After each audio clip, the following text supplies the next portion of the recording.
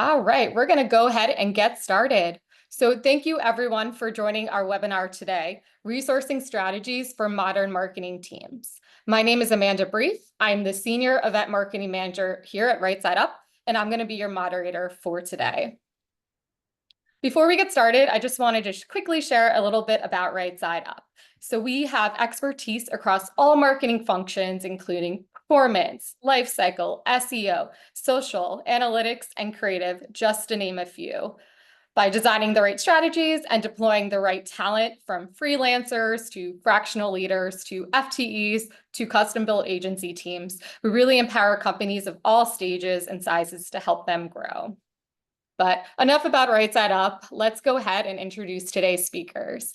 So I am thrilled to be joined by Mike Timoney, our head of operations here at Right Side Up, as well as Kyle Sharon, our head of project strategy. So I'm going to let them quickly do some intros. So I'll start off and hand it off to you, Mike. Thanks, Amanda. Great to be here today with everyone. My name is Mike. I run operations at Right Side Up. My background is largely in-house growth marketing, building various teams at anything from scaled B2C companies like Walmart.com, Amazon, to earlier stage startups like Eventbrite and Front. Previously, I've been doing this for about 20 years, and I've worked across anything from working with agencies to consultants. In those roles, and have the pleasure of doing the opposite side of that at Right Side Up, advising our clients and working with our various teams to find the right solutions for our clients. I'll hand it off to Kyle. Thanks, Mike. Good to be here, everybody. Very nice to virtually meet everyone. My name is Kyle Sharon. I've been at Right Side Up a little over 3 years now. I actually started as a full-time consultant, and I just love the model so much and really could have benefited from it from a lot of earlier parts of my career, and just really wanted to help build the company. So I joined the project strategy team and now head that group. Our role and responsibility is to kind of sit at the intersection of our existing and potential clients, and really to work with them to understand, about their growth needs. What are the areas of opportunity, the challenges that they're running into, because we understand it really intimately, right? Because, having been a marketer myself for the last, almost 15 years, SaaS service agency in-house, my team is built entirely of marketers with similar backgrounds. The idea is we can, really dive in on those, act as an advisor and a consultant, and then really pivot over into just trying to say, hey, what can we do from, right side up side, and providing, some fractional talent or working with our BUs. So we're excited to talk to you all today about, what are the, pros and cons, weighting the differences between full-time employees, agencies, and freelance marketers, and to tell you a little bit more about our firm if you're not too familiar. Cool. Thank you both. I'll hand it off to you in just a second, but just wanted to quickly go through some housekeeping slides as well. So please note, all participants except the panelists are muted. However, if you have any questions, you can put them in the Q&A box. The speakers are going to try to address the questions in real time, but if they don't get to them, we'll have time at the end to answer any additional questions. And lastly, I mentioned before, an email with the recording will be sent tomorrow. So please look out for the email in your inbox. And of course, you can share the recording with any colleagues, or of course, rewatch it as well. So with that, I'm going to kick it off to Mike to start the webinar. Enjoy, everyone. Awesome. Thanks, Amanda. So before we get started, just a couple disclaimers. What we're going to share today, it's subjective. This is based on a collection of experiences and anecdotes that spans our own experience in past roles, to working with, hundreds of different companies that we partner with currently, to basically build custom solutions. So every company is different. Everybody knows that. Different stages, different needs. Things are dynamic in marketing. So this is very subjective, but we're going to do our best to give you some concrete data today on kind of how to think about different situations. And, a good strategy is tailored. That's our whole model at Right Side Up. Like, we don't believe in kind of out of the box solutions where we force our clients into a model that may not be the right fit for them. We work backwards from the client need to figure out what's the right delivery model, what's the right talent, what's the right structure to make sure our clients are set up for success. So a lot of the content we share today is going to be coming from that point of view of how we deploy our services and partnership. We love our clients. We have the pleasure of working with a lot of great brands, anything from very early stage companies looking to test and scale, to very late stage publicly traded companies who need a lot of really sophisticated services and folks to step in a variety of capacities. So we work with the whole spectrum of companies, and we have the pleasure of working with some amazing brands, some of which you can see here. All right. With that said, this is going to be fun and informative. Please feel free to add questions to the Q&A as we go. This material will be shared. We do ask that you don't distribute this outside of that. And with that said, let's get going. I love that you're promising it's going to be fun, Mike. Kyle's here to keep me honest throughout this with my promises. So our agenda today, so we're going to cover full-time employees, how to think about bringing on full-time folks, when it makes sense, when it might not make sense, when to hire an agency, like what does that look like? How do you think about different frameworks of when to bring on an agency versus using something like a full-time employee or a fractional consultant? Freelance marketers, big part of what Right Setup does is finding custom people with the right, background and experience specific to that client, everything from skill set to experience to stage and all the nuances that go on there. So we'll talk through that. We'll give some examples of real world applications with our clients, and how to think about how they've thought about it at different stages of what we've observed over the years and working with them. And then at the end, we'll open it up to Q&A, of course, and dive into any of your questions. Great. Thanks, Mike. So first, we're going to talk about full-time employees. As Mike said, the pros, cons, some of the landmines that you can run into, and kind of offer some of our perspective there from our previous experiences. So on the pros, FTEs are like the standard de facto. I would assume that most everyone here on this webinar has been a full-time employee at some point or another. And it's really the best way to, create a deep institutionalized culture around a shared set of knowledge. You're working within, not only the specific team, whether it's marketing you're working in, but then you're building tons of cross-functional relationships. You're integrated in the culture, and you're able to and they tend to stick around a lot longer. Obviously, like there are going to be scenarios where a full-time employee doesn't work out, either on it's a skill set, it's a cultural mismatch, the scoping of the role wasn't exactly right, and couldn't offer enough of a depth of scope to be able to keep that person around. But more or less, like that's what you're thinking. This is a long-term bet that we're going to bring this person in, and that ideally they're also going to grow within the organization. There's also just a lot more that comes with that, of just, again, like, the organizational activities that come from being ingrained into a company. Obviously, we're at a totally different world now post-COVID with the way full-time employees are being in office and what are those face-to-face interactions. But more or less, when you build that like deep sense of rapport after, working with people, having shared knowledge, there's a lot, that comes with a lot of pros that come with, starting with a full-time employee. On the cons, there is the potential pitfall. They don't evolve as quickly with the business requirements, as I had mentioned earlier, around like skills and seniority and capacity. Not to mention, like, getting somebody great in the door is really, really hard. We've hired 3 new folks on the project strategy team here. Again, what I like to call like X or recovering marketers to be part of our team. And I probably would say of the 3 folks who are on, we met with 40 people. It's really hard to find just somebody that's going to be an amazing fit, not only for the scope and skill of the role, but also just to fit culture. Like, are they going to work well with their team? Do they have like the good soft skills that are going to be necessary in a particular role? And there's also a social, financial, and cultural cost to making the wrong hire or incorrectly projecting staffing levels. I've been, part of organizations where, bringing somebody in and, it just doesn't work out, where either they're brought in to manage a channel that doesn't eventually have an ongoing nature past 6 months, and then you're trying to pivot and see if we can keep this person because we like them. We've already invested in them both with time and money. When there's prone to groupthink and bound to be some institutional orthodoxy, it's really hard to come into an organization and kind of not only just be the outsider and get through that onboarding, but there's also, can be a lot of roadblocks and barriers to challenging that status quo. And really good cultures do an awesome job of, mitigating that, but that's not always the case and is usually the exception to the rule. Some landmines to think about, you can read through here: scopes too broad, lacking specific qualifications, median pace, pay bands, conflicting goals. You need to have a really, really great hiring manager is, a key takeaway is when we were putting this together for me. If that person is not great at understanding the broader context of the company and also the specifics of like what that scope and goal is, you're just setting, you know, yourself up for failure to a certain extent. So if you're really reliant on not only that person, and that's where panels come in, of course, but really, you know, if that manager that's going to be responsible for that new FTE, it really comes down to them. So they're a big X factor in all of this. And there's obviously the opportunity cost if you're wrong, and they can't elevate down the line, both in terms of like what their scope is looking like, or you just don't have the capacity within the organization to meet their career goals of what they want to do next.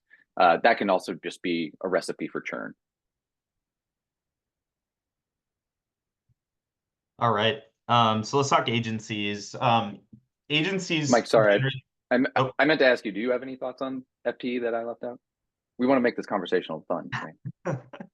Yeah, I mean, I do think that covers it. I think, you know, oftentimes one anecdote I see our clients coming to us for is, to your point, Kyle, like FTE hiring takes a long time, or it can.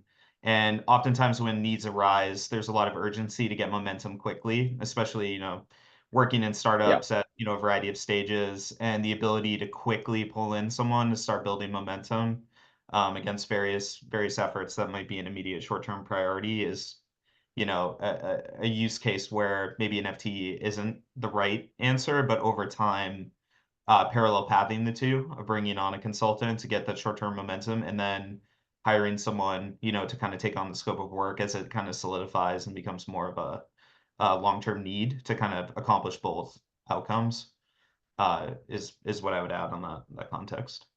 Yeah. And I would say too, like the refrain that we will typically hear here is, I needed to hire this person yesterday. So I'm still looking for that FTE, but I've been doing it for 2, 3, 6 months, but I got to get the ball rolling here. And I need somebody that can kind of step in. And, you know, it's great for us as a business, but I mean, I think it just highlights the, you know, the anecdote of like, it can take a long time and you really want to be thoughtful and make sure you're getting the right person in the door.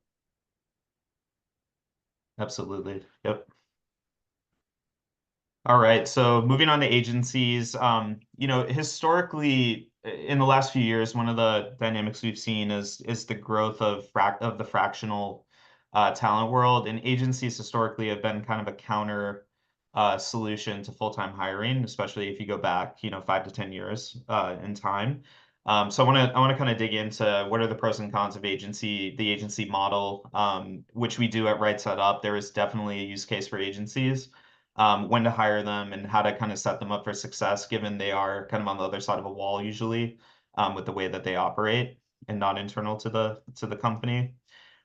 So like the obvious pros and cons of agencies, and this spans like any type of agency, you know, especially within growth marketing, very specialized, right? You have your broad agencies that work across a lot of performance channels, and you have ones that are just verticalized around one thing like SEO or paid performance and things like that. So it's very specialized skill sets. They build playbooks that can kind of run against that very, very quickly and efficiently. They can scale quickly, they can onboard quickly. They kind of use that like we've got the playbook, let's plug you in and let's get going. So those can be very beneficial for kind of that short-term need, just build in expertise very quickly and not have to go and, you know, find a full-time hire or a single consultant. The downside is they require a high level of commitment. They're not necessarily embedded within your team, and we'll get into that when we talk about like consultants and contractors and what differentiates that. They're usually expensive. A lot of agencies have these, you know, percent of media pricing models that can be a little pricey depending on, you know, where you're at in your spend trajectory, you know, budgets, all that stuff, all the dynamics of each company. So they can be perceived as very expensive. They can have inflexible playbooks. Kind of the counter side of the coin of like they can ramp up quickly and deploy a playbook is they can be inflexible and not tailored to the company.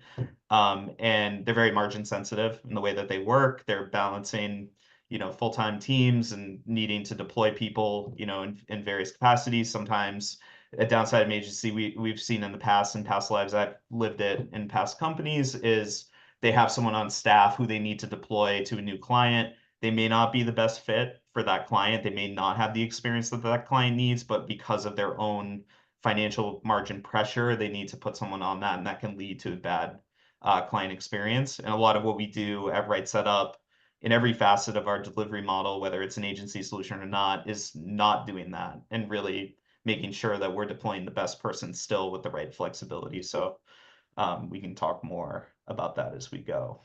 One thing I'd add too, Mike, is something that we often talk about is like, and I will caveat this too to say, like, I think you're exactly right. Like, there is definitely a place for agencies. I mean, I've had numerous conversations with potential clients where I'm like, listen, you're going to be better served by an agency model at this stage and juncture relative to like what you need, and also like relative to like costs and like what they're going to be able to do and deploy versus what you're going to be able to get from a bunch of freelancers, and you're just FTEs off the table.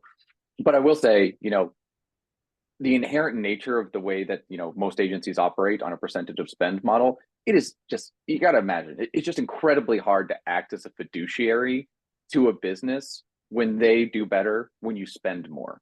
So it's always that like balance of like, are they really telling me this because it's best for my business, or are they telling me this because they're getting some marginalized pressure or something like that. Not to mention, like, I think that ties into just like money talks. You're going to get the more, if you're spending 6-7 figures a month, you're going to get the A team that comes to that, and they're going to be kind of more vertically aligned to like your industry, and have those specialists that really match your business needs. Versus if you're just getting started, you might get lucky and get somebody who's a few years into their career and they happen to be great, but more or less the odds are like you're going to get somebody that's going to be learning the ropes along the way with you. So I think that's the balance of like, how much do I need like a specific specialty to you? Of course, everyone's going to want like the A team, but like balancing that out relative to like where you are with your spend levels, what stage you're at as a company, what things that you can already handle internally, and then balancing that and looking at the landscape of this, option set of FTE versus agency versus freelancer. And there's really no one set answer. It's going to be different for every firm. Yes, all excellent points. Thank you. That's really good. A really good overlay. So segueing off that into like when to hire an agency, some examples, and of course there is again some variance here that we can discuss. But your project requires many individuals. Like we do hear a lot about like website rebuilds, branding exercises, rebrands, stuff like that, where you just need to deploy a team quickly with a really specialized skill set around a bigger initiative. Like very common use case for agencies. Hard to replicate sometimes quickly in other models. Sometimes, again, you don't have the FTE experience internally to do it effectively. So bringing in an agency can make a lot of sense. It kind of ties to like internal capacity. A lot of times, I mean, very common in tech and growth marketing, teams are lean. They don't have a lot of extra bandwidth. There's not a lot of folks with the time nor the expertise to maybe do a very specialized project. So kind of seeing the constraint on both sides of that and needing to bring in a third party to basically run with it. You want something that's pre-packaged, and you can just kind of deploy it to save time from having to like get false starts of testing and figuring out how to do a particular initiative, like a rebrand where you can bring on a partner that has tons of experience doing it with a ton of other brands, and they know the ins and outs, and they can just basically guide you and ramp up quickly on that front. And then, even if you hire an agency, you'll still need an internal team member to play point person and ensure that the agency is actually moving in line with your objectives and what you need them to do. So it does require some overhead, but you can find that efficiency with like maybe a single, point of contact within your company, and then guiding the agency to basically make sure that they're aligned with what you're directing them to do, depending on the scope. So setting them up for success, this is obviously a huge part of it. Again, given the dependency that agencies often have on internal partnership to really give them, the inputs and the expectations they need to manage against. So giving them organizational context. I think transparency is key with agencies around like oftentimes you as the manager of the agency have to go and take their work and socialize it internally. So the more the agency can know about, any nuances of your organization or expectations from other stakeholders that may not be directly involved, always a good thing for them to have that to contextualize against. Interviewing team members before they're assigned to your account. This is, we can talk about this in the consultant section, but right setups model is again often going and building a custom solution, and that comes in the form of deep vetting that Kyle's team does, where we basically look at who is the perfect person that has the stage skills, tenure and years of experience, like all these, and personality match to the client to make sure that they're actually able to be successful. So in an agency setting, oftentimes interviewing the people who will be on your account is not a common model, and it can lead to an inexperienced person or somebody who's not the right fit. Going back to what I mentioned before about agencies have, margins they need to manage against, and they're carrying, costs that they need to deploy, and sometimes that can lead to a mismatch between the two. So if you have the opportunity when working with an agency to vet the people that you want and have a choice over who comes onto your account and give feedback to the partner, I think that's nothing but a good thing. Um, Maintaining strategy and the roadmap is a responsibility internally, because again, they're operating with limited context, limited visibility. So that bridge between the internal stakeholders and the agency is critical. And that just requires the main point of contact who's managing the agency to be a really good communicator and really thorough and treat them as an extension of the team. And break down that metaphorical wall between we're lobbing stuff over and then we're getting stuff back. That's kind of an example we hear a lot when people are moving away from an agency. It's like they're disconnected, and the question's always like, how well were they looped into all the details and the context of what's happening? Yeah, That just ties I to think it treating also your team. Good, I think it also plays into just to that point of contact point of like, what is the leveling and the person that is going to be responsible for managing agency, and do you have that person in place, right? It can't be somebody who's uh, too senior or not necessarily from that's a marketing background, because then it's just really hard to hold to account. It's really hard to offer like constructive feedback on like what is your test and learn agenda. Uh, and I think that's something that we see regularly as well, where we have a more senior person or co-founder or something like that. They have an agency, they're managing them, but they really don't know what to hold them to account to. So really making sure that point of there is somebody that has the capacity and enough depth of knowledge within the marketing sphere to be able to manage them effectively. Absolutely. And one other point I'll make, just on the note of how Right Setup handle, like we do have agency delivery models within our business where we feel like it makes sense to have that, or building a custom team that operates as an agency. That is definitely part of our model.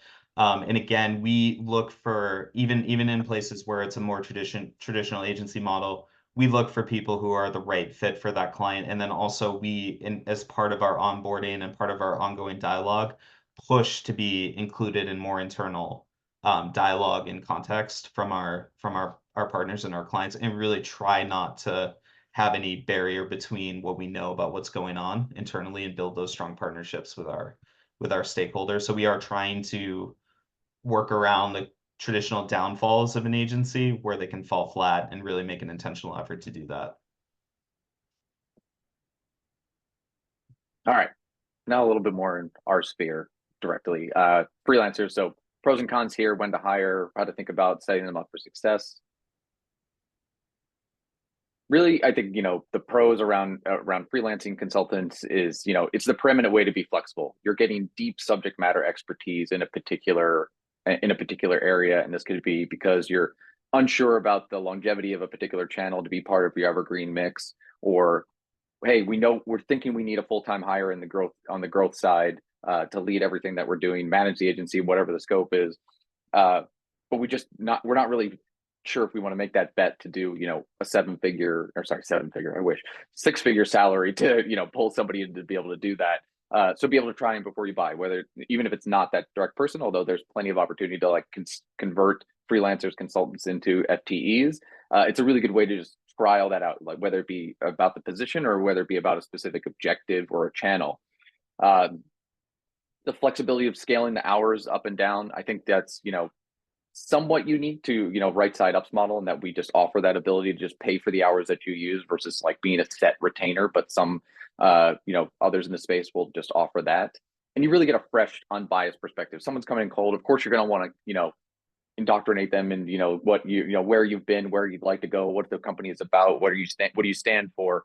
But you're really going to get that fresh perspective. But that goes also back to the challenges we set around like FTEs, as well as like how much is the culture set up in a way to really just like take those in and appreciate them and consider them, versus just dismissing them because it's against the grain of what you've always done.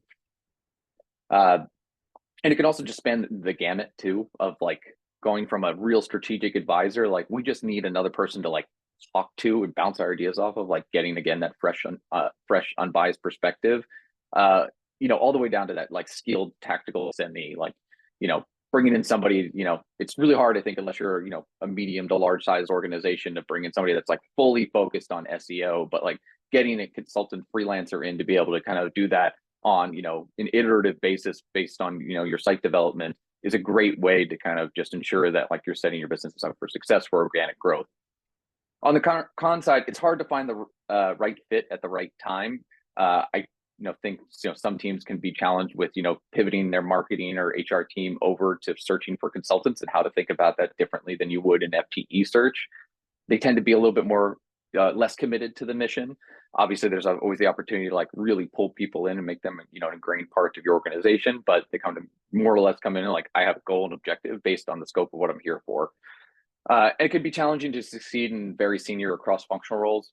I might challenge this one a little bit, because I do believe that like there are like really great senior like advisors, called like VP, CMO, senior director leveling, that can come in and be impactful.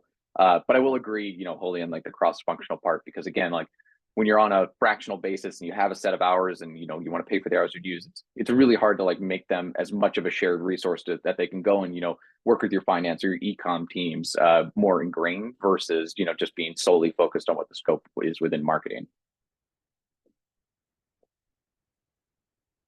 Sorry, you don't have to go back to that slide, but just one other thing I'd add to that too is just like the return of in-office requirements. That is, I think, throwing a little bit of a change dynamic into the mix here, where that severely limits the pool, where you're like, they have to be in Boston, they have to be in LA, they have to be in this specific geo, and they have to be in the office 2 or 3 days a week.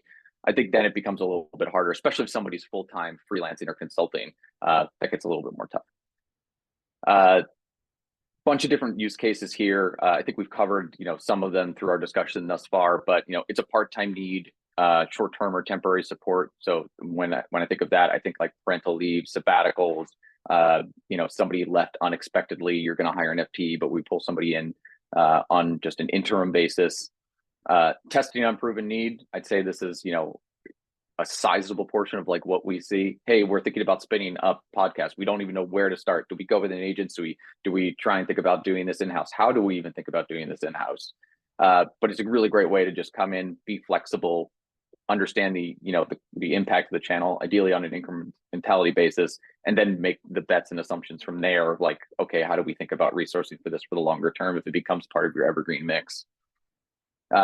Immediate needs, unable to hire fast enough. Back to our point of like, I need this person yesterday. But again, great kind of bridge solution between your continued search, wanting to find that perfect FTE and wanting to spend the appropriate amount of time doing that, versus just hiring somebody because you need a body in place.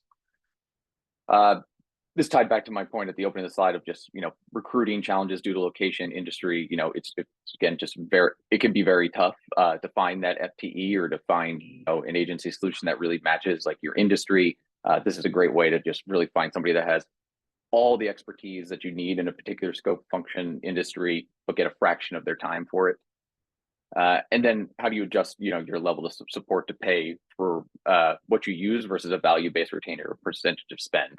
If you really just don't want to kind of commit to what agencies sometimes will put you into, and like quarter-long, year-long agreements, you get the flexibility here to kind of say, we're just going to pay for what we need, invest in what we need now until we know it's a longer going concern. So setting freelancers up for success, I think one thing that comes into mind here is like the trade-off of onboarding requirements to get them up to speed versus just letting them loose into the organization. It can be a challenge to like fully integrate somebody into your team, balancing the need for like paying them to be in these team cross-functional meetings versus leaving them on an island.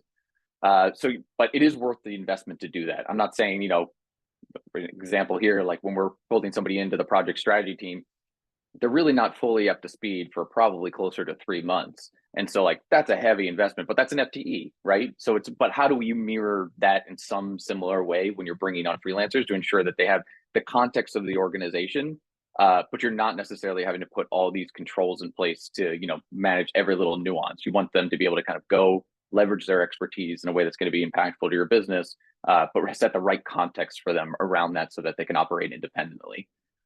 and really just also just like, this openness to having a different POV. We mentioned it earlier. It can be challenging, to current FTEs that, are in their, their work or their procedures are being challenged. So really just trying to find the right balance there. And giving very direct guidance and feedback, take advantage of like the low switching costs and lower attachments. There's plenty of, things that I could think of in the last 3 or so years here where, man, we really thought we nailed something, but like they get in and like they find out like, man, this channel isn't working 4 weeks in, or, our budget changes, or maybe this person just isn't a fit. Setting freelancers up for success there is like ensuring that, we work with them really well to ensure that like this is the right scope and that there's a, a path forward, and then working them with the consultants that we place to ensure that they are aligned to that. They have the, the previous work experience and history to kind of meet that challenge and need.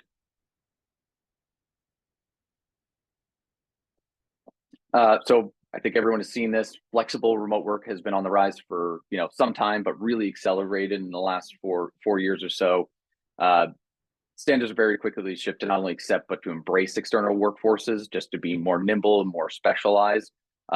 We've seen a ton more, what we would call like supply. So the number of consultants that are out there in the market looking for this type of work really accelerate, especially in like the last 2 or 3 years.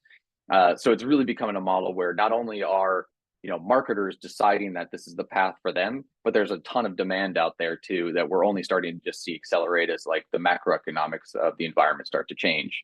But I think we had mentioned in an earlier slide too, it's just like every company should be considering how to craft this growth marketing dream team. And like, as an avid sports fan, I'm always very wary of that terminology.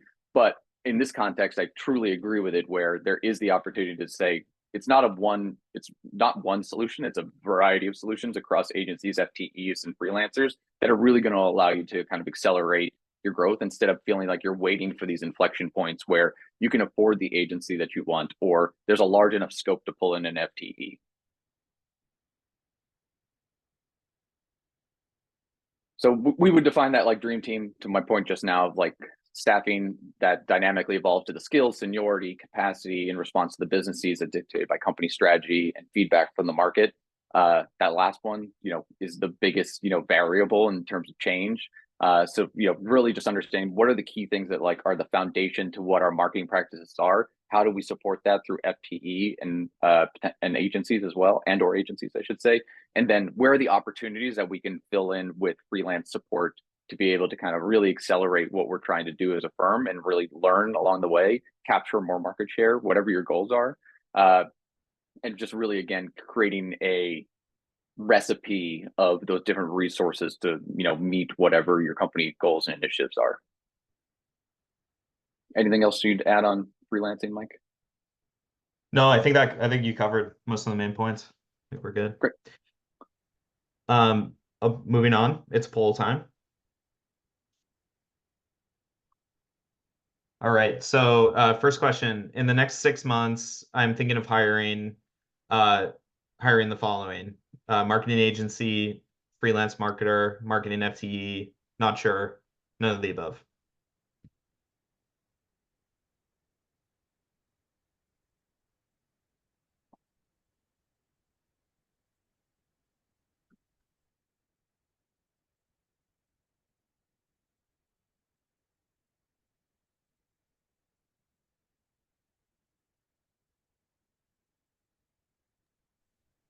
All right. Love that 62%.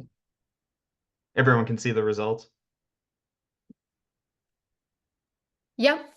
Awesome. Really interesting. Yeah. Freelance marketers standing out. This is a trend that we're really seeing on the right side upside recently. Some of that probably candidly coming out of a less than stellar growth period, largely in tech, as we've gone through the high interest rate period over the last 2 years. Kind of this idea of rebuilding marketing engines within our clients, and needing to bring in fractional resourcing to spin up quickly. So pretty aligned with what we're seeing on our end. Of course, we're seeing use cases for agencies and a variety of other ones, but that's interesting that we're seeing freelance as the top answer. Awesome. Well, next section is real world applications. So we'll talk through, what does this look like at early stage, growth stage, so-called mid stage, venture or PE owned growth companies, and then into mature stage, which we work with all of these types of companies at various stages. So some interesting insights to share. So the first one being pre-product, market fit, very early stage, call it seed, Series A stage companies. These stages, a lot of times the work is sourced internally. It's very scrappy. It's doing a lot of different things to try to see what sticks. That could be, specific to growth. That could be specific to like customer research, figuring out what audiences and segmentation of your user base are the most valuable, kind of figuring out how do you scale. At this stage, the direction's constantly changing. Anyone who's worked in an early stage company knows that, you could be focused on one segment at 1 minute, and then the next is like, oh no, no, no, we're seeing a signal over here. Let's divert all resources over to this particular area. I've certainly lived this in past companies I've been at where, kind of the broad marketing strategy, going across a large audience doesn't really work, and you have to kind of fine tune and figure out which ones are gonna really resonate to build momentum. At these stages, the vision is often, founder driven. You don't have a lot of data. That's like, the hard part about early stage, or one of the hard parts. You don't have statistical significance in a lot of things. It's hard to make confident decisions based on data driven things. So it's often tied to a founder vision of what it should look like, and kind of figuring out how do you bet against that vision and unlock the kind of little signals that help you scale with limited data. External resources can be perceived as expensive in those worlds. Oftentimes, it's a early stage company with limited budgets, limited backing. So really the need, efficiency is important at every stage, but at that stage, it's like the opportunity to spend a lot of money without high confidence of learning against it. It's very risky, very hard. And again, a lot of people, I'm sure on this call, have lived that experience themselves, but it's a very, very common situation. And then, consolidation leads to time efficiency. So the more you can kind of push things into a single resource, or, leverage every possible piece of bandwidth you have within your existing team and any solutions you're actually using, like obviously the better. And in this type of stage, or these earlier stage companies, typically when you bring in external resources, agencies can be perceived as expensive with limited budget piece. It's often more in the form of freelancers or advisors, where it might be lower hours, hourly rate based. The needs can kind of fluctuate over time, so that you're not just paying this, kind of fixed cost, or a cost that scales with spend to unlock that additional efficiency. And then, advisory could be equity based, and so on in terms of compensation.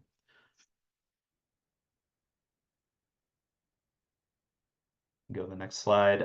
Growth phase. So, growth phase, all things even, there's some variance here, but, Series B to Series D, E, whatever it goes to, it's like you've got product market fit, your team is scaling, your marketing strategy is scaling, you're diversifying into different channels, you've got kind of your bedrock growth strategy that's being deployed and budgets being allocated against. So this is where you see like the direction is clear. Like we have, our basic strategy at a baseline that's producing growth. A lot of marketing tactics work. Often, we see like Meta is scaling paid search, affiliate programs in some cases. There might be offline channel testing at that point into things like podcasts, depending on the business. So a lot of things are starting to kind of take hold, and you're proving, scale in the model in the business that you're building. At this point, specialization leads to excellence. I've been this person. I've been at companies where we've had this person, where you have the early stage kind of Swiss Army knife person who's just really smart and can do a lot of different things quickly. And over time, that person is always highly valuable. But you start to layer in people who come from certain backgrounds, like you hire the performance marketer who's done it before, who can really take the channel and take it to the next level. You hire them, or you bring them in as a consultant. But you start to build out the specialized areas of your marketing team and really figure out how does each one stand on its own with 100% attention from dedicated resourcing. External resources provide the leverage here. It's become more valuable than the time efficiency. Like you can unlock like specialization at the scale, again, whether it's a consultant coming in or an agency, or FTE hiring, like bringing in someone who has, like the leverage and and really understands how to build off of what you already have, can provide a lot of value. Um, and then, the opportunity cost of delay or, not doing something outweighs the cost of external resources. So, oftentimes you're in a highly competitive space. It's very common. Your competitors are moving quickly. By not doing anything about it, you can lose market share, you can lose momentum, you can just miss the opportunity to grow at that point in time. So, oftentimes the economic equation of bringing in, an agency or a consultant far outweighs the possibility of doing nothing. And then mature phase, this is where things, this is publicly traded companies or very, very late stage growth companies. It's a modest growth rate. A lot of things have been tested over the years and the kind of the building of the company, however long that was, depending how quickly they grew. But like the direction, the overall strategy, the tactics, they're established. Growth is like deeply measured. Oftentimes there's scale where data is heavily used to make, deep decisions. There's not this step function unlock of new things necessarily. There might be if there's like a new product launch or like breaking into another adjacent market or something like that, but not common to see, a massive unlock of a new channel that's going to like, contribute 50% of your growth or something like that. We see resources consolidate internally. They save money, by doing so. There's emerging attitude of kind of skill commodification and things like that. It kind of goes to what you see in the earlier stages where you start to see the specialization and bringing in someone who's like hyper specialized in one particular area. I think SEO is a good example of like that might be one of 5 things someone works on, in the early and mid stage, and then you hire an SEO manager or a head of SEO because you believe that that channel has a ton of upside and that person is like solely focused on SEO, is a common case that we see. And then external resources remain, for unique or hard to find skill sets. Right set up, a lot of what we structured our business around is areas where we see that the talent pool is not as big and it does require a high degree of specialization. And there's a depth that's needed to really understand it. I would say offline marketing is definitely one of them where we've built a team that's internal at Right Set Up around that specific skill set. The folks on that team have like vast experience in all stages of companies, all types of companies. And they are just highly specialized. Whereas like someone like me in past lives, I've been responsible for overseeing the team that manages those channels, but I'm not as much of an expert anywhere near the level of the people who are actually doing it. So that's another common one that starts to emerge kind of at the mature stage. Anything to add, Kyle, on that front or on any of them? No, I think you covered all the use cases. Maybe not all the use cases, but a lot of the ones we've seen through our experience. Awesome. All right, so just kind of general rules of thumb. FTEs have to set the vision, external resources plan and execute against it. This is like true of any model, right? Like this goes back to what I was talking about earlier, where it's really critical whether you're partnering with an agency or you're partnering with a consultant that you're giving them the right context, setting the right goals, giving them feedback, I think is a big thing. Like, sometimes it's easy to hire an agency and expect they're just going to know and they're going to do things, or even a consultant's going to come in and just have all these ideas. But any good engagement of any delivery model and structure is going to require a lot of context building very quickly. And the faster you can get that to your partners, the better. Like they're just going to be more efficient in that, and it's going to lower the ramp up period and get to results quickly. So being a good internal partner and really transparent and communicative is critical. FTEs are best for kind of quickly changing needs, and this is like the generalist, and like the Swiss Army knife example is one of that. And stable needs, where it's like I need somebody managing paid search. It's a proven channel. It's like contributing a big part to overall growth, and it's a very defined skill set with a big, talent market that's been developed against it over, the last 20 years. freelancers are great for everything kind of in between that. And you can use freelancers for more of those defined needs to the point of like needing to bring on resources quickly, or we even see use cases where somebody might go on leave, parental leave, whatever, and it leaves a big gap in the team, and you need to bring on someone for 3 to 6 months to actually continue to drive against what that person was working on that has gone on leave. That's something we see and we support in right setup, because it's often hard to the point of like lean teams and not having bandwidth to like step in and actually do that, or the skill set doesn't exist. So very common use case for consultants. Agencies provide a trained resource. Freelancer is typically an experienced resource. So I think the distinction there is, and this ties to our model, is like we work with experienced people by design that have a proven track record in their respective craft, and deploy them in ways that they don't require training on the actual best practices and the experience that they bring to the scope that they're being deployed on. Whereas sometimes at agencies, it's a lot of training to get someone more junior trained up. Common what we see. It's a big reason why we developed Right Setup the way we did, and kind of seeing that big gap. Agencies are great at deploying playbooks and driving scale as long as things go as expected. Freelancers are really great. In one way, they're really great at strategy, low commitment tests, unproven things. An example of that's a common use case for us. Especially at earlier stage, bring in a freelancer to help test meta, right? And see what the scale looks like there, or deploy painted door testing, to just capture data and get a signal on like, what does the market look like for this business? And paid can be a great way to get that quickly. And that's not an FTE role. Folks inside the earlier stage company may not have that experience of actually deploying meta. They may not know the ins and outs of the platform and kind of have done it before. And there's a million of those examples in different areas of marketing that we typically see. At later stages, I think offline channels, so testing into podcast advertising or testing into radio or audio, on the whole, like it's a great way to do a low commitment test, bring in a partner that can come in and help scale that quickly, who has experience working with a lot of brands who are trying to break into that channel and add it to their channel mix. It's a very low commitment way to do that versus hiring someone who's going to come in and do a bunch of work, and maybe it doesn't work or it doesn't scale in the way that you hoped.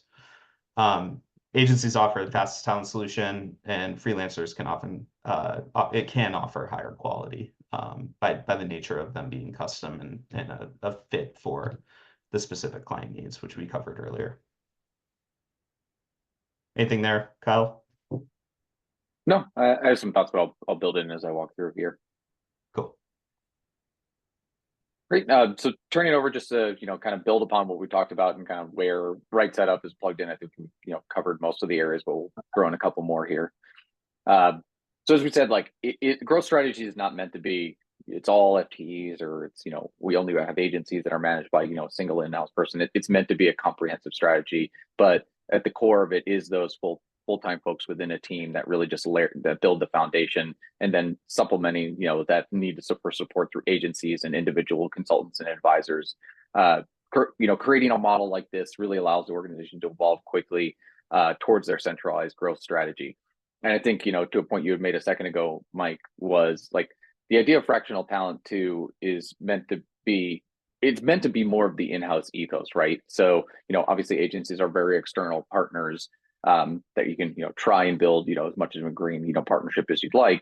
But even bringing in fractional talent, like it's meant to be embedded, make them feel like they're a part of like your core team. So yes, there's always going to be those opportunities where it's like I need someone just come in and do an SEO. That's great, but in most other areas, it's meant to be how do we ingrain this person into part of like our approach so that they are not just feeling like they're that mercenary that's just set on one particular goal.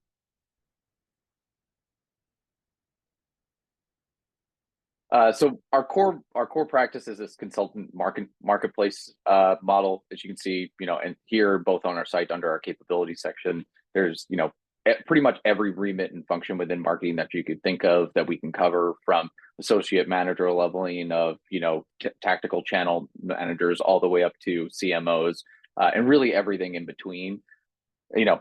We list a lot here of like direct mail, product marketing, lifecycle marketing, PR. Really, if you can think of it as being, related to marketing or tangentially related, where it's like marketing and analytics and MP&A type function. That's the type of consultants that we can have and deploy. Not only that, but just through the layer specifically of like, man, I really need somebody that understands and worked in this industry and can really help me go from 0 to 1 or from 1 to 10.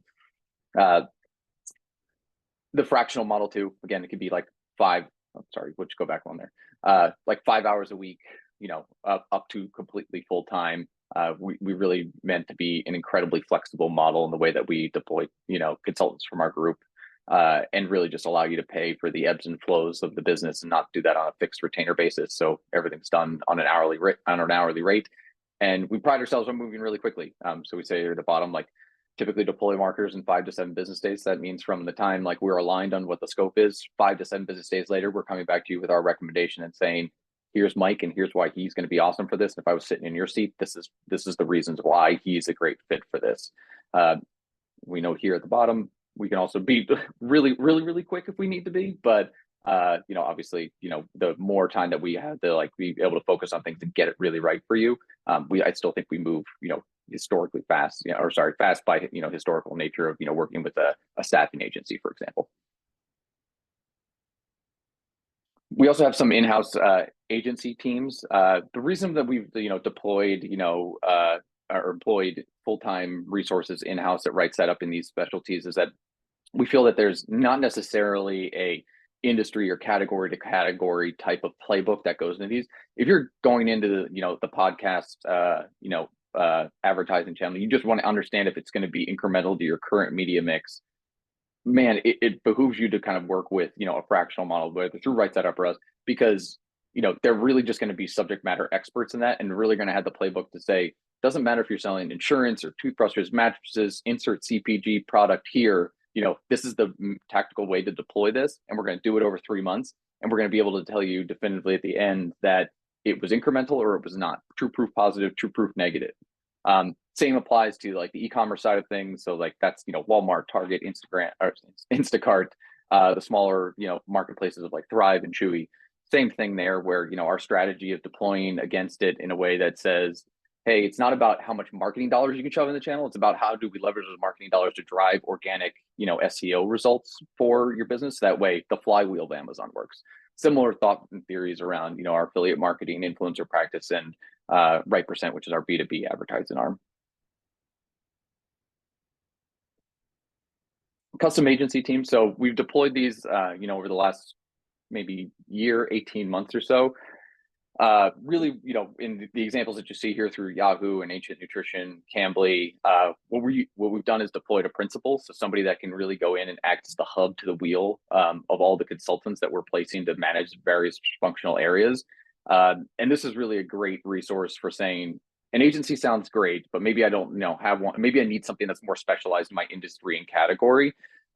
And then we can kind of go and deploy a team based on what the needs and opportunities are now and be really flexible in pulling in and out resources amongst that team to meet whatever the demands are of the marketing organization. So you can imagine an example where we have a principal and we have, an email marketer, SEO specialist, tacticians at the channel level, et cetera. And then a new channel opportunity pops up, or, hey, we're actually scaled here. We feel like we've got a good machine running on the SEM side. We don't need as many hours. We can make all of those adjustments and allocate new resources or remove resources on a month-to-month basis. And our newest offering is around retained search. So this is helping find that FTE. We'd sometimes like to deploy it in a way that we're building that bridge solution, putting in a consultant on an interim basis, and then being able to also work on the FTE search. Here, you're working, with our former head of product strategy to really kind of go through the same rigor that we do when we're vetting consultants, but really looking for that FTE. So we're going through that process on a retained basis on month to month, and any fees that you're paying during those months of search get paid down to the final fee for the FTE's placement. Really, a more new offering for us in probably the last 7 months or so, but a ton of success that we've seen here where, you've either worked with your HR and talent team and just haven't been able to get there quite yet, or maybe you don't have an HR and talent team, but you really need this FTE and you need to make sure that that first head of growth is like the perfect person. We can bring that layer of expertise to that because, again, we've lived and breathed these roles in the past and we know what to look for. Awesome. And this So, slide here, oh, sorry, Mike, I didn't know this was yours. Go ahead. no, go ahead. I was gonna go through this quickly because we have only a few minutes left. I want to get to Q&A. Yeah. So, we love sharing our expertise. We'll share this out, but ways to access all the forms of expertise, including this webinar that we're putting together, articles, growth talks. Please check out Growth Talks if you haven't already. It's our podcast with various growth leaders, case studies, and of course, we're sharing a lot of this on LinkedIn. Perfect. Thank you. I know we are running out of time, but I do want to get to some questions. So if you have any questions, feel free to put them in the Q&A box now. One question that came in, Mike, is, are there any situations where it would make sense to hire, a full-time agency as well as a freelancer? Yeah, this is a very common use case we see with our clients. It's more typical, obviously, we talked through earlier, at kind of the later mid stage and mature stage where it does require still someone with expertise in the actual channels that the agency is managing to be able to appropriately guide them. Sometimes you can see, there's obviously edge cases everywhere, but I played this role internally where I brought in an agency to unlock scale in paid channels, for example, and provide a lot of efficiency and specialization in that way while I was managing the actual performance and the like business planning side of it and tying the strategy, the broader marketing strategy internally to the actual execution of those channels. And that can make a lot of sense to just bring on the agency. And we do see situations with our client base, very common actually, where they may bring in a consultant who could be anywhere from 10 to 40 hours a week, acting as the actual agency manager because they're operating at scale and they want to have that particular agency delivery model. Very common. The internal saying we have a right side. Sometimes we are the agency. Sometimes we manage the agency. So like it's a very normal use case. Yeah, that makes sense. I know we're going to try to get through one more question. And as we do that, I'm going to launch one quick poll just to get your feedback on how you enjoyed that webinar. So as I ask this last question, feel free to fill out the poll. So I'm not sure who to direct this to, but we got a question from Stephen on if I wanted to come in as a freelancer, do I need to wait for a role to be available, or is there an application process to join the wait list? And I think he's referring to Right Side Up. Yeah, we're always looking for folks to join the network, so no need to wait. You can email the talent team. I believe there's emails on the website. It's just talent@rightsideup.co, and we'll put you through the process. We obviously can't guarantee that we're going to have something immediately for like your specific skill set and fit, but once you're in the network, you become eligible for projects. And our HR and talent team, when working with the project strategy team, highlight those profiles to us, help us create our short list. So if you're in the network, you'll be eligible for all of those. And of course, you can always check back in with us if you haven't heard from us in some time and just kind of see, hey, what can I do here about adjusting rate, availability, hours, and all that. Yep, perfect. I also don't think it's fair that the panelists can't vote for the scoring. Maybe next time. All right, I know we have to wrap up the Q&A, but if you have any questions for the speakers, you can feel free to put them in the Q&A box still, and we will address them after this webinar is over. I did want to mention also, if you do want to connect with Mike or Kyle after this webinar is over, their emails are up on the screen. Additionally, you can scan the QR code and fill out a form, and we will follow up with you as well. And just because this webinar is over doesn't mean the fun and the learning stops here. We do have another webinar coming up on Tuesday, September 10th at 11 a.m. Pacific time. It's on how to prepare your business for the holiday season on Amazon. So again, you can use that QR code on your screen to register, and in our follow-up email, we'll include a link as well. So with that, I know we're a little bit over time, but want to appreciate everyone for joining and listening in. And of course, thank you, Mike. Thank you, Kyle, for sharing your insights on really how to build your dream marketing team. We're looking forward to our next webinar in a couple of weeks. And until then, have a great rest of your day, everyone. Bye. Thank you all. Thank you.